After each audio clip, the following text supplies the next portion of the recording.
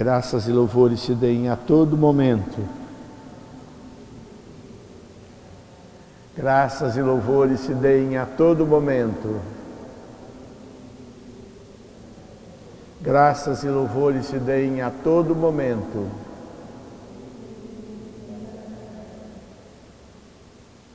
Glória ao Pai, ao Filho e ao Espírito Santo.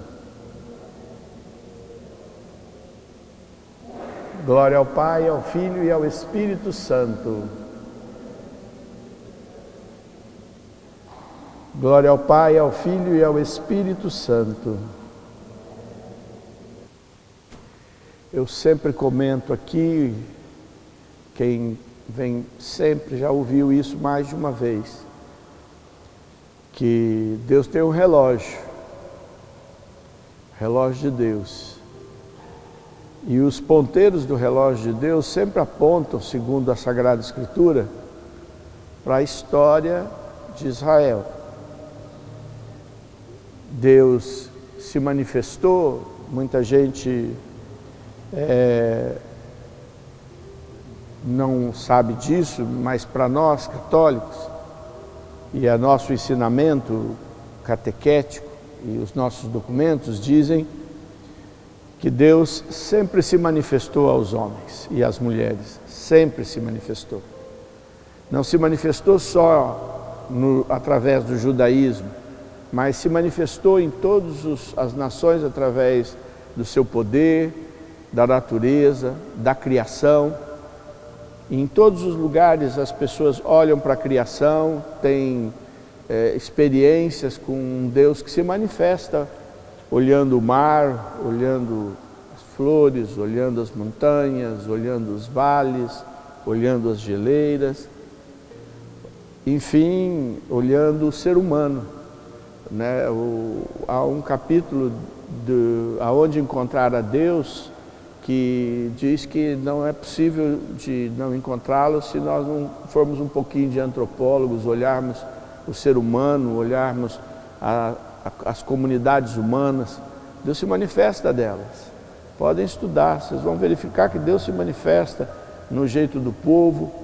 E é por isso que quando o Novo Catecismo tratou das romarias, tratou das experiências populares, vamos ter a festa de Corpus Christi, tratou das peregrinações, quando as pessoas viajam para irem nos santuários, em Aparecida, outros santuários que a gente tem pelo Brasil e pelo mundo, quando a gente vai visitar lugares que a gente sabe que tem uma marca de experiência de santidade, ou porque lá viveu um grande santo, ou porque ali aconteceu algo extraordinário. Muitas vezes esses lugares, vocês sabem disso, são amplamente explorados pelo turismo, são explorados pelo consumo de bens, e às vezes as pessoas falam, isso é oração? Né? A pessoa vai para lá, não tem nem uma noção, uma consciência da vida, da morte e da ressurreição de Jesus. Mas a igreja reconhece que Deus fala através de todas as coisas. Deus fala. Então Deus fala através da história e de forma especial, diz o catecismo, através da sua história transmitida no povo de Israel, porque é o povo do livro que deixa escrito a história de um Deus único. Então, apesar de que Deus ia se manifestando em todas as culturas e em todas as religiões de uma forma, pelo menos de que Deus existe, é nesta religião que ele se manifestou primeiramente como um Deus único, como um Deus só, não uma cultura de muitos deuses, como a mitologia trata, um só Deus. Ou como o animismo trata, quando adora a lua, adora o sol, adora qualquer coisa, a árvore, adora a árvore. Teve filmes bonitos, né, que a árvore virava Deus. Todas estas coisas levam o ser humano para Deus, mas no judaísmo foi o primeiro que trouxe e escreveu e falou de um Deus único e de um Deus que liberta. E isso vai se consumar em Jesus Cristo. Jesus Cristo é a fonte que reúne toda a revelação. aquelas que estavam mais difusas para aquelas que estavam mais presentes. E é por isso que quando a gente olha o que acontece lá com aquele povo, a gente fala, ó, o relógio de Deus. E vocês viram de novo guerra explodindo, aumenta a guerra, agora contra um país mais forte, que devolve também os ataques.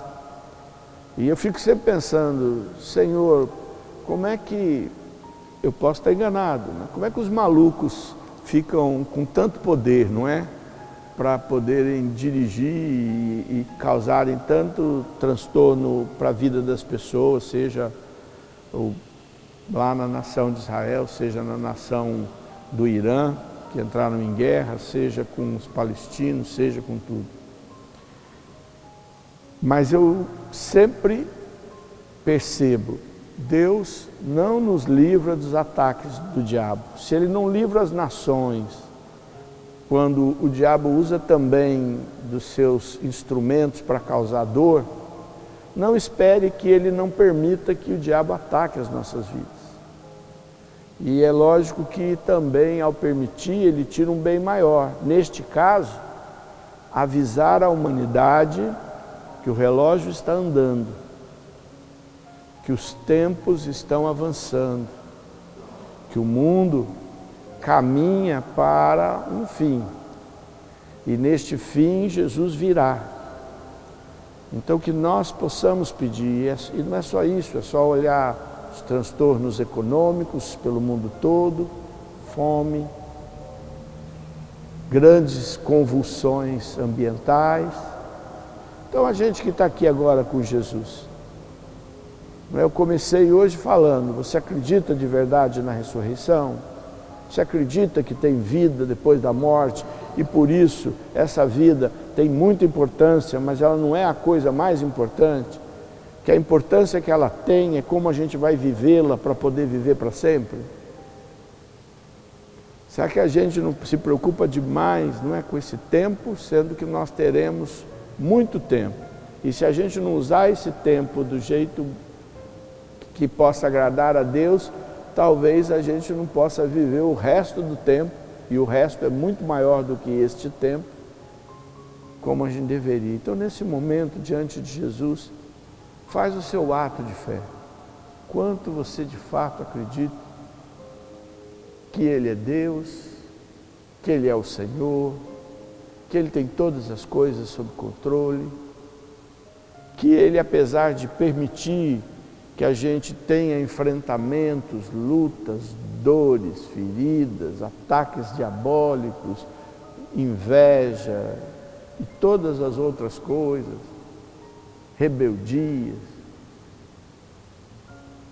maldades, que apesar de que a gente sabe que Ele permite isso, Ele vai tirar coisas boas para a gente poder viver uma vida eterna. Fale para o Senhor, eu estou aqui, Senhor. Eu estou aqui com a minha fraqueza, com a minha pobreza, com a minha pequenez. Eu estou aqui como sou. Feito a sua imagem e semelhança, mas corrompido pela cultura, pelos hábitos, pelo pecado. E precisando, Senhor, de vossa manifestação gloriosa, que cura, que restaura, que liberta e que derrama o Teu Espírito para que eu possa viver a vida em abundância. Nós Te adoramos por isso, Senhor. Nós nos colocamos diante dos Teus braços, pedimos, Senhor, nos acolhe. E eu quero Te convidar a colocar sobre esse altar os Teus sonhos, as pessoas pelas quais você se sente obrigado a orar. Não sei se vocês já perceberam, mas na liturgia, uma delas, a liturgia mais longa, a número 5, mas outras liturgias também, que são as liturgias das horas, várias orações diz assim: Senhor, eu peço por todos aqueles por quem somos obrigados a orar. Vocês já viram isso? Quando a gente reza também na adoração ao Santíssimo, o tão sublime sacramento, a gente também fala isso naquelas orações finais, quando o padre fala, por todas as pessoas que somos obrigados a orar. De onde se conclui o quê? Que nós somos obrigados a orar por algumas coisas. Obrigados. Quer dizer, não é algo que você faz se quer. Você sabia disso? Que você tem obrigações na oração? E quais são essas obrigações? Primeiro, é todas as pessoas que estão sob a sua responsabilidade, sejam família, sejam pessoas que de forma espiritual se colocaram sob a sua responsabilidade, ou até mesmo para aqueles que trabalham, pessoas que estão sob a sua responsabilidade. Você sabia que você tem a obrigação de orar por eles? Coloca agora no altar, aqui nesse corporal, que é este pano, que é para não deixar que de forma nenhuma Jesus, se alguma pequena ou micropartícula possa cair, pudesse se perder. Coloque aqui, ó, nesse lugar que acolhe Jesus, as pessoas que você sabe que você precisa orar. Tua casa, tua família, teus parentes, pessoas que estão sob a sua responsabilidade. E a gente diz, e por todos aqueles que solicitaram, que pediram oração. Antigamente eu tinha um caderninho e colocava o nome das pessoas. Hoje eu não faço mais isso, mas eu não deixo nenhum nome que me pede oração de colocar, em especial nestas horas. Então, alguém pediu para você oração? Coloca aqui agora. Mais importante do que responder lá no grupo de WhatsApp, estou rezando, colocar uma mãozinha, nada disso. É aqui, ó. É aqui que aqui não passa. As outras coisas passam, outras coisas não fazem o efeito. O que faz o efeito é a oração. Coloca agora aqui. Você também é obrigado a rezar, segundo a palavra de Deus, por todas as autoridades, por todos que governam, para que tenha paz e o Evangelho possa seguir adiante. E por todos aqueles que levam o Evangelho nos lugares mais difíceis. Nós somos obrigados a orar por eles. Não sei se você sabia, mas está aqui. Coloca aqui, ó. Jesus, quero colocar todas estas pessoas agora. E se você puder ir lembrando esses pedidos, vai falando baixinho para Jesus que você está colocando agora sobre esse altar todas estas pessoas que você está obrigado a rezar ou que recorreram à sua oração. Senhor, estão aqui agora, todas essas pessoas. Estão aqui diante do teu poder soberano, diante, Senhor, da tua glória maravilhosa. Derrama, Senhor, agora graça sobre cada um deles. Cura-os, liberta-os, transforma-os, conduz o seu futuro, programa proteções, Senhor, para que eles não sejam atingidos por catástrofes, não sejam atingidos, Senhor, por maldades. Quebra, Senhor, toda a inveja, toda a maldade, todo o malefício lançado contra todas essas pessoas de que eu estou aqui pedindo para Ti, Jesus, e intercedendo. Pede por você também. Fala, Senhor, estou aqui, preciso da sua ajuda, preciso do seu cuidado. Estou diante de Ti e preciso, Senhor, que Tu manifestes a sua bondade na minha vida, porque sou muito limitado, Senhor. Sou muito limitado.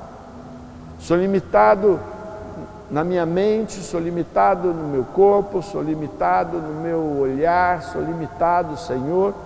Por isso eu reconheço que preciso de Ti.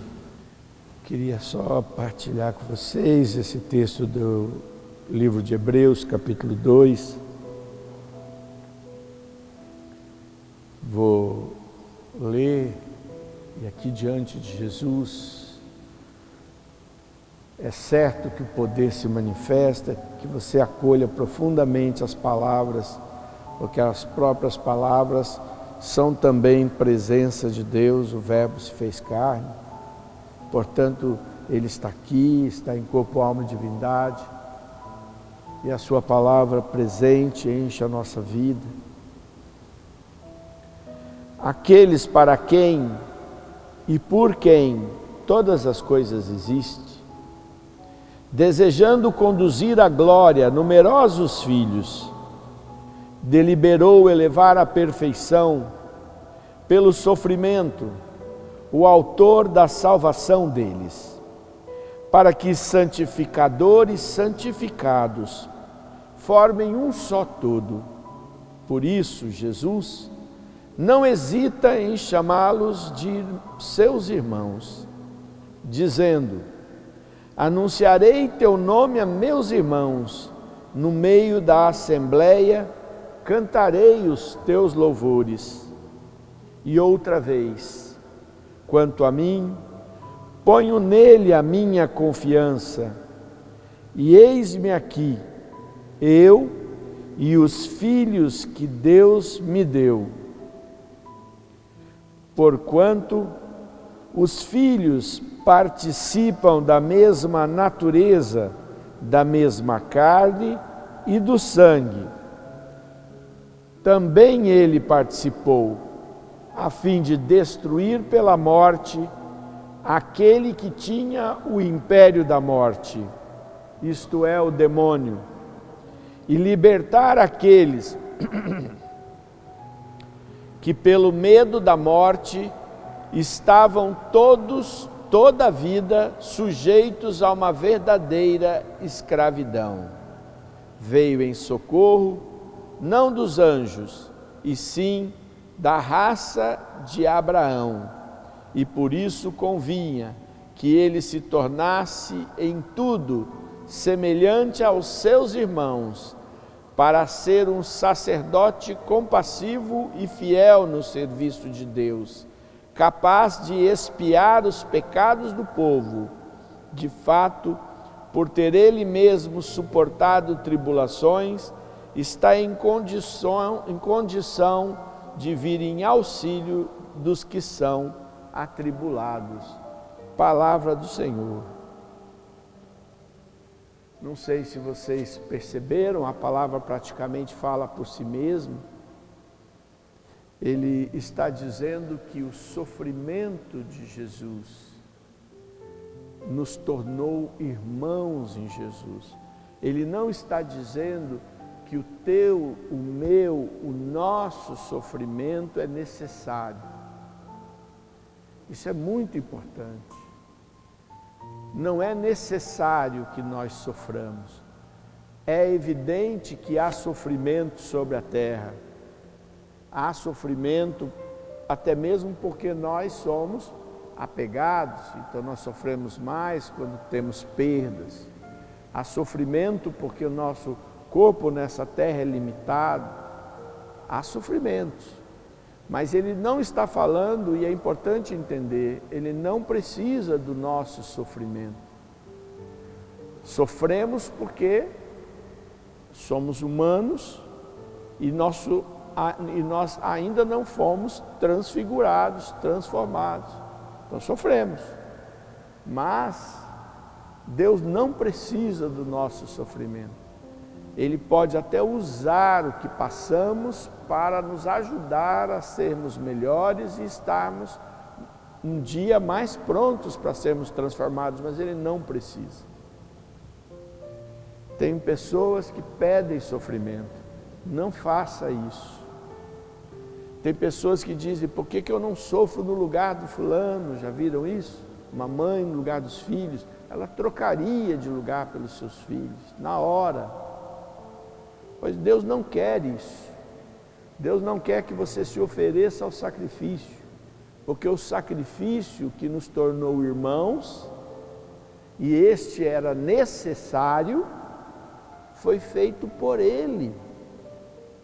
Então a nossa fé tem que ser muito clara em Jesus. Jesus que está aqui, e veja, eu peguei Jesus no sacrário, trouxe Jesus para o altar, mas Ele é que é Deus.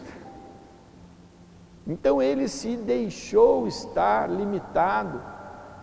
E o sofrimento que Ele teve ao assumir a nossa humanidade, se tornar como nós, e depois morrer por nós e dar sua vida, este sofrimento era necessário para pagar a nossa dívida, não o seu sofrimento, não o meu sofrimento.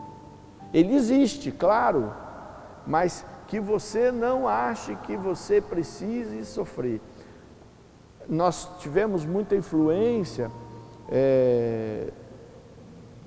principalmente ali após o ano de 1400, a influência dos filósofos que dizia que esse corpo ele estraga o espírito, então era preciso surrar o corpo para o espírito poder crescer. Haviam até práticas espirituais que violentavam o próprio corpo, porque havia todo um conjunto filosófico que nutriu vários santos, inclusive. Mas o sofrimento que nos salva é o de Jesus. É possível que Deus convide algumas pessoas em momentos muito especiais a dizer: olha, una seu sofrimento ao meu, mas Ele não precisa. Há pessoas que querem fazer isso, mas é preciso pensar muito bem. Deus não quer e não precisa que você sofra.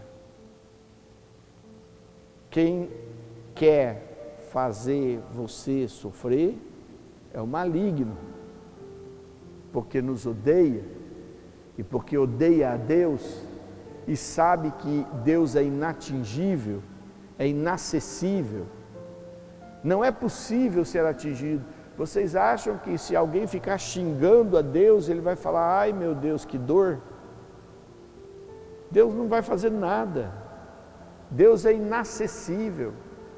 Então o diabo, sabendo que não pode atingir a Deus, ele tenta atingir aqueles que Deus ama a ponto de ter dado seu filho para morrer no lugar deles. Quem são esses? Diga assim: sou eu que o diabo quer atacar. É verdade. Mas o Senhor não quer que você precise passar por isso. Então deixe o Senhor te proteger. E no sofrimento, saiba que ele não vem de Deus. Vem do mundo, vem da maldade, vem do maligno, mas não vem de Deus. Diga para o Senhor: Senhor, que bom que você está querendo que eu viva uma vida mais plena. Por isso, muita gente se sente mal quando tem coisas boas na vida. Vocês já viram? Tem gente que quando a coisa acontece, alguma coisa muito alegre, já vai ficando triste, fala: ah, meu Deus, vai vir uma coisa ruim agora. Conhecem pessoas assim? Tem pessoas que é assim, que não aceitam as coisas boas, que não aceitam o que Deus lhes dá para poder viver melhor. Não, isso não, ah, meu Deus. A pessoa não consegue ser feliz. Na verdade, algo que precisa ser mudado dentro de nós. Deus quer que você seja feliz, quer que você tenha prosperidade. Deus quer. Quando a palavra de Deus fala de pobreza, ela não fala, por exemplo, da pobreza no sentido da pessoa que passa necessidade, mas no sentido do desapego e de que ninguém precisa acumular riquezas e de que nós temos que aprender a repartir. Mas Deus quer te dar bênçãos. Ele não quer te dar sofrimento. Quem te dá sofrimento é o mundo, que a gente construiu mal feito, e o diabo. Então peça: Senhor, eu quero a bênção, eu quero alegrias na minha vida, eu quero poder curtir as coisas boas que você me dá e entregar as ruins que às vezes vão vir. Fale para Jesus isso no teu coração. Você entregou tudo aquilo que você estava intercedendo, então agora fale isso para Jesus, que Ele tire de você todo esse sentimento de que você tem que sofrer. Não, se Deus te deu coisas boas, seja feliz com elas, feliz com elas. Tomai precaução, meus irmãos, para que ninguém de vós venha a perder interiormente a fé, a ponto de abandonar o Deus vivo. Antes, animai-vos mutuamente cada dia durante todo o tempo compreendido na palavra hoje, para não acontecer que alguém se torne empedernido com a sedução do pecado, porque somos incorporados a Cristo, mas sob a condição de conservarmos firmes até o fim nossa fé dos primeiros dias. Enquanto se nos diz hoje, se ouvirdes a sua voz, não endureçais os vossos corações, como aconteceu no tempo da revolta. Palavra do Senhor. Vamos ficar de pé, um minutinho. Ficar de pé tem uma atitude de fé, de dizer, eu continuo crendo. E esse texto de Hebreus, esta palavra hoje, que é traduzida em português, o grego tem mais de uma palavra para falar o hoje. O grego é uma língua mais extensa que a nossa, né? Eles conjugam até o substantivo, né? Se não bastasse os verbos, conjuga o substantivo. Eu estudei, é um desastre. E eles usam a palavra kairos. E kairos não significa exatamente hoje, significa o momento certo, a hora oportuna, aquilo que é agora.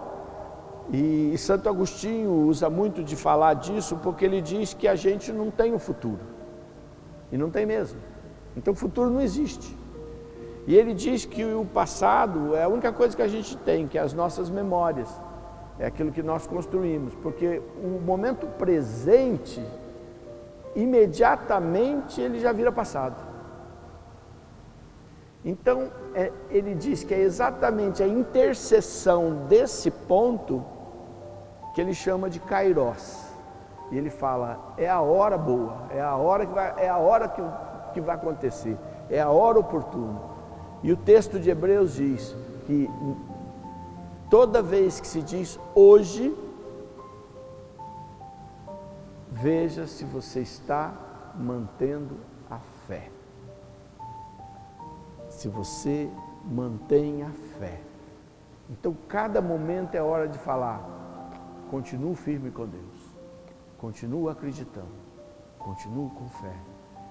E por isso eu vou levantar Jesus um pouquinho, e eu quero que você olhe para Ele, faça teu pedido, entregue as pessoas, entregue tuas orações agora, mas você fale, Senhor, eu estou fazendo um compromisso contigo hoje, agora. Não é amanhã, não é antes, é agora, é hoje, é kairos, tempo oportuno, tempo adequado, tempo certo.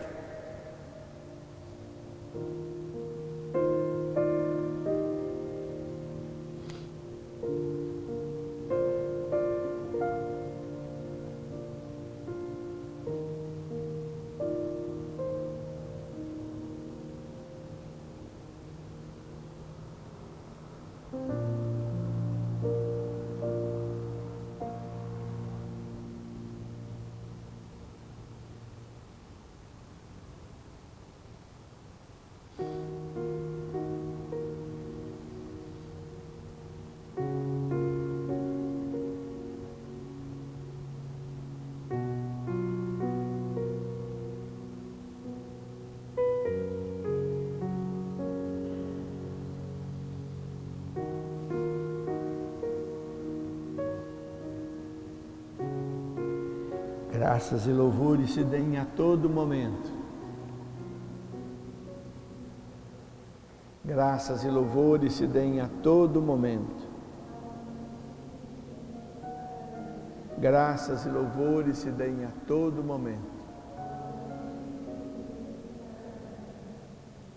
Senhor, nós pedimos a vossa misericórdia para os enfermos, Pedimos a vossa misericórdia para as nossas famílias.